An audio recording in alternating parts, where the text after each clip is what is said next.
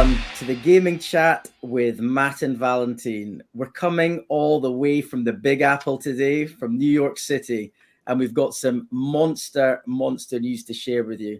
I think we talked about in the last video that you heard around it's not a gaming studio that we've built a Web3 gaming company. And I'm going to let Valentine kind of talk to you around what we need to do to have enabled that. So Valentine, take it away. Yes. Hi, Matt. Hello, everyone. So last time we spoke about the core part, the heart of the business, the main product that we have been building for 5 to 6 months already. And we started thinking somewhere around almost when we drafted this whole strategy at the beginning, we said, so we are building tools, we are building games, we are building the platform, that gaming hub we talked in the previous video. And I said, so we're getting everybody in one place all together. And now thinking on what's happening in the gaming industry and how most of the gaming companies, intentionally I say gaming companies, not studios, are doing extremely well. What is their key, basically, their one touch, that tip of the iceberg, the cherry on top, whatever metaphor you want to put, that makes it extremely successful. Especially now for us being a Web3 company, what are we missing? It's an easy guess, right? It's, of course, the only one thing that I don't think there is a gaming company in the Web3 space now, and I'm trolling you guys a bit, that are doing all this. It's about hardware, guys, hardware. And when I say hardware, in our case, because we are building games and tools for games, and we have a gaming hub, you get it? What it is? The hardware that we have is a gaming console, gentlemen. And here it is, a very first public look for our gaming console that we are building. We have a lot of features that we want to present to you today. First of all, I want to start with the big part, that this is a product, an aftermarket, off-the-shelf product that anybody can buy, of course. But we are using this for this prototyping phase. It's easier for us and faster for us because we really want to deliver all the software that we've discussed in the previous videos, and to put them on a hardware that can go very soon on the market. I think I could even share some nice HD images for people to see them much better than the things in my camera. There you go. This is exactly the device I'm holding in my hand. This is number one device, by the way. Second device is the one that Matt has it. This is how the device looks, much closer. It has a nice fiber carbon exterior with aluminum, a bit in the Zilliqa's coloring palette. You can see the background from Matt's screen is almost here. I'm not sure in this image you can see it properly. From the top, the mighty Z for Zilliqa.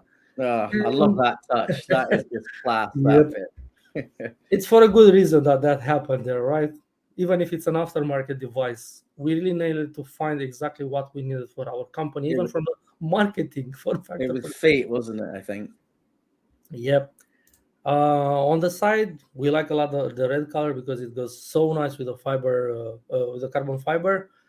On the back, you have all the connectivity you might ever like, including a nice USB 3, display port, HDMI 2.0, USB 2.0 for mouses, keyboards, and so on.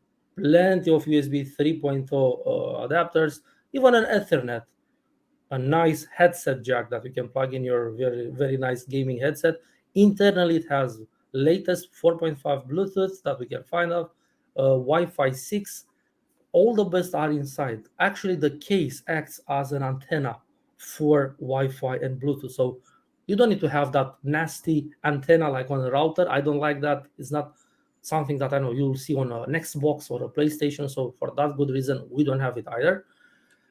This is actually not our first form factor that we've worked with, because we had issues in respect to the thermal loading, the temperature that the CPUs and the GPUs were hitting. This bad boy here is running a nice Intel i9 ninth generation CPU, a GPU from NVIDIA, a 1650 Ti.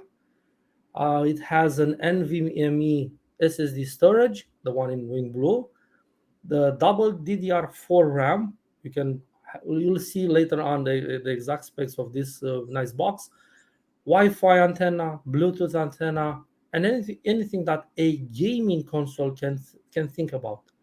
We are choosing this because for the moment, from all the tests that I have been done on this form factor for about 4 months, strictly on this physical device, everything went extremely well. No problems with overloading, even during, I don't know, an overclocking phase or a lot of throttling the CPU or the GPU with our games, which, by the way, our games are running at 4K resolution already at 60 frames per second minimum.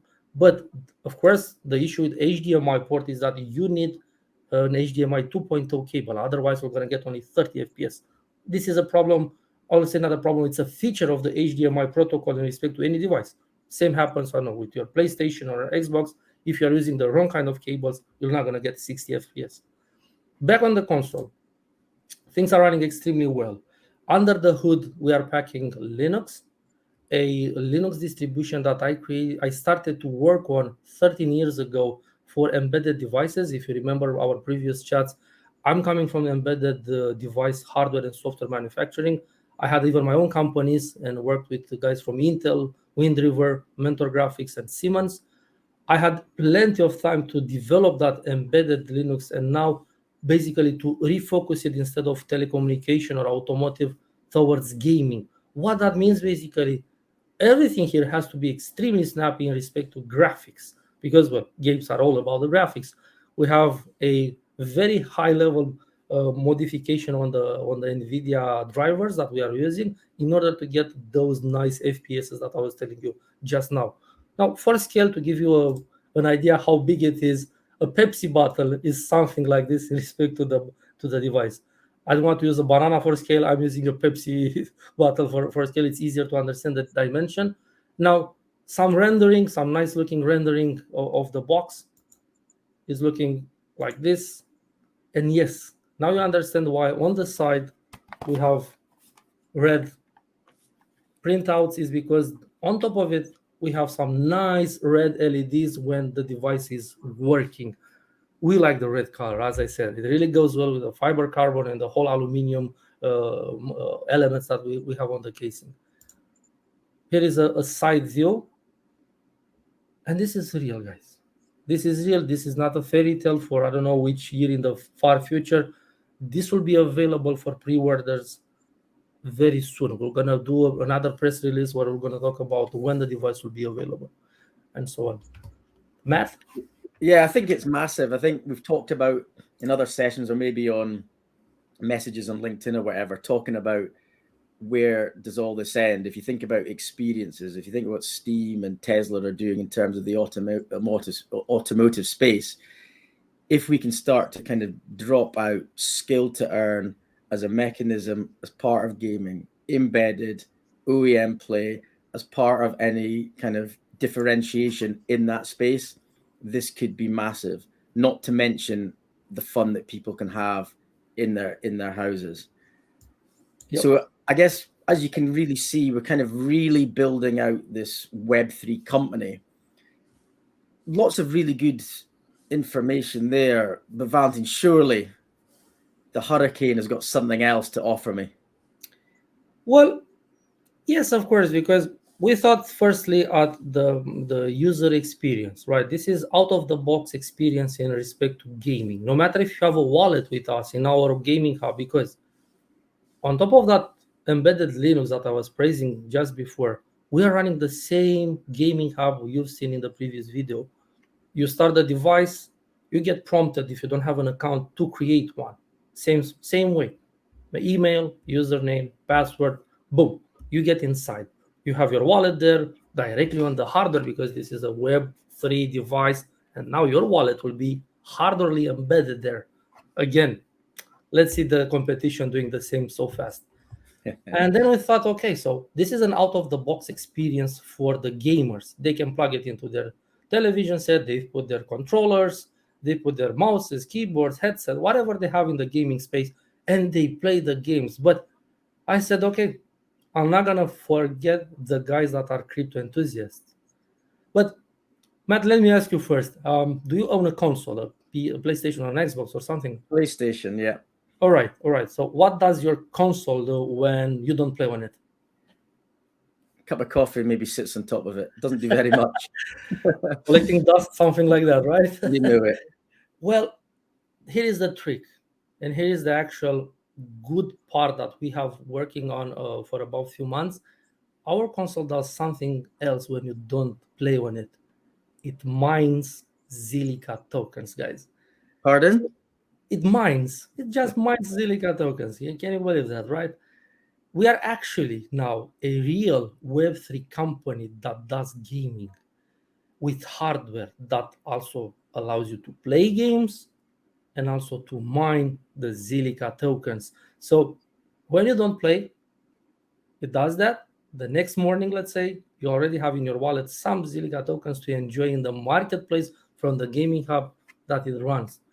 So you don't need to do anything else, just leave it out there.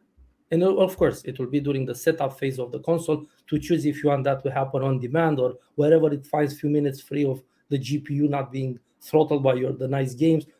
You can just mine. So your wallet gets filled in back with the tokens you can spend in the marketplace on the nice NFTs that we are also developing or with our partners. I think this is huge, guys. And I'm challenging everybody now. I'm challenging everybody that is listening or seeing this video.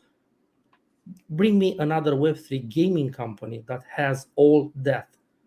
Tools, games, platform, hardware, and hardware that also mines some kind of coins that you can use in the games that are being developed in the whole ecosystem. I want to see that. I really want to see that this year to happen or early next year. I really want to see that already going. Well, Valentin, I think that was a little bit of a mic drop in terms of the session today. So everyone that's tuned in to the gaming chat with Matt and Valentin, we've obviously talked about the journey that we've come on, what the vision is, what the direction of travel is. And I think from what we convey, I hope you appreciate that Zilliqa is going to be a serious contender in the gaming space moving forward. So yeah, let's get back out into New York City, Valentin. Thanks everyone for tuning in. Any questions, feel free to reach out, get in touch, and don't forget to sign up to our Discord channel where the Web3 war is starting to build a lot of momentum. Thanks very much. Bye all. Thank you.